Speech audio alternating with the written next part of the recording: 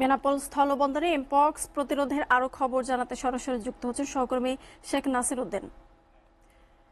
নাসির, এমপক্সের বিষয়ে সর্বশেষ কি তথ্য আছে আপনার কাছে আমাদের জানাবেন।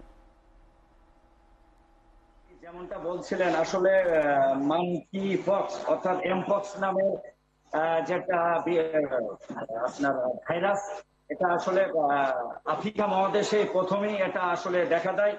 তবে মানকি পক্স নিয়ে বেনাপোল ইমিগ্রেশন আসলে সর্বোচ্চ সতর্কতা অবলম্বন করছে এবং ভারত থেকে যেসব যাত্রী বাংলাদেশে ঢুকছে তাদেরকে থার্মাল স্ক্যানার, হ্যান্ড থার্মাল দিয়ে তাদেরকে আসলে এখানে তাপমাত্রা মাপা হচ্ছে, যেটা এসে আমি এখানে দেখতে পেরেছি।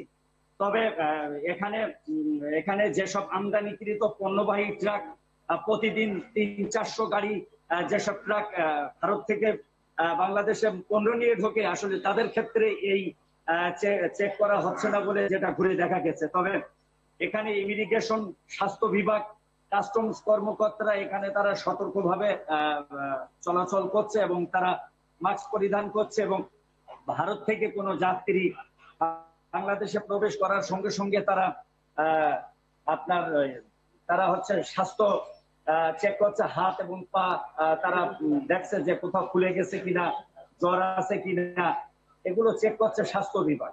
এখানে 2 শিফটে অর্থাৎ সকাল বিকালে 2 শিফটে ডাক্তাররা তারা এখানে তাদের দায়িত্ব পালন করছে বলে যেটা দেখা গেছে। তবে যাত্রী আসার সাথে সাথেই তার পূর্ণ পরীক্ষা করার পরেই তাকে ইমিগ্রেশন ট্যাগ করা হচ্ছে বলে যেটা স্বাস্থ্য বিভাগ থেকে জানতে পেরেছি। এই ছিল বেনাপোল ইমিগ্রেশন স্বাস্থ্য বিভাগ থেকে।